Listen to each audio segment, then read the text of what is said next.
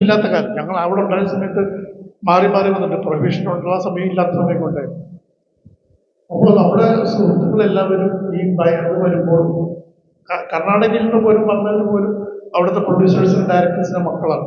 4 ദക്ഷിണേന്ത്യൻ സംസ്ഥാനങ്ങളിൽ നിന്നുള്ള വിദ്യാർത്ഥികളുള്ളത്. ആഘോഷം എന്ന് പറയുന്ന ഒരു ബിയർ കുപ്പി പൊട്ടിക്കുക എന്നുള്ളതാണ്.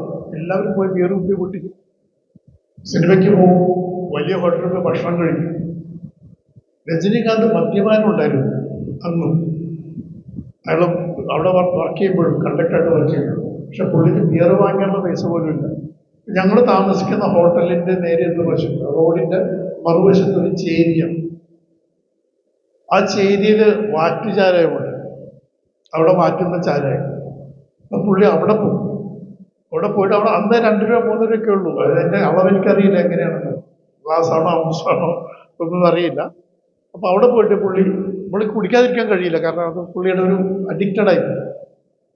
പുള്ളി ചാരായം വാങ്ങിച്ചു കഴിക്കും. ഞാൻ പിന്നെ മദ്യപിക്കാത്തതുകൊണ്ട് അവിടെ തന്നെ ഉണ്ടാവും. പുള്ളി വന്നിട്ട് പിന്നെ പുള്ളിയുടെ വേദനകളുടെ കെട്ടഴിക്കും എൻ്റെ മുമ്പിൽ. അതുകൊണ്ട് എനിക്ക് പുള്ളിയെ വളരെ ഇന്റിമേറ്റ് ആയിട്ട് അറിയാമെന്ന് പറയുന്നത് പുള്ളിയുടെ ജീവിതത്തിന്റെ എല്ലാ കാര്യങ്ങളും എന്നോട് പറഞ്ഞു. പക്ഷെ പുള്ളി ചെയ്യുന്ന ഒരു കാര്യം എന്താണെന്ന് വെച്ചിട്ടുണ്ടെങ്കിൽ, സ്റ്റൈൽ പുള്ളിക്ക് ഭയങ്കര ഇഷ്ടമാണ്. സ്റ്റൈലിഷായിട്ട് ചെയ്യാനുള്ള വേഷം ധരിക്കാനൊന്നുമില്ല.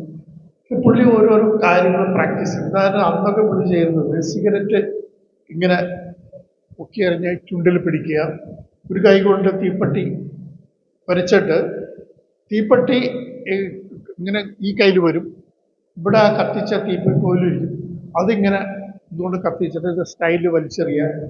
ഇങ്ങനെ ഒരെണ്ണമല്ല, ഒരുപാടെണ്ണം പുള്ളി ഡെയിലി പ്രാക്ടീസ് ചെയ്യും. ഞങ്ങളുടെ റൂമിൽ നിന്ന് പ്രാക്ടീസ് ചെയ്യും.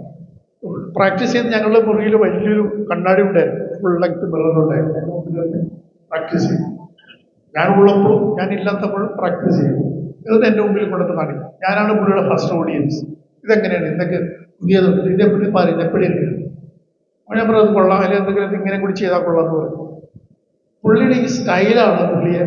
എന്നാൽ പുള്ളി ആദ്യം അഭിനയിച്ച സിനിമ ഇതൊന്നുമില്ലാത്തൊരു സിനിമയായിരുന്നു.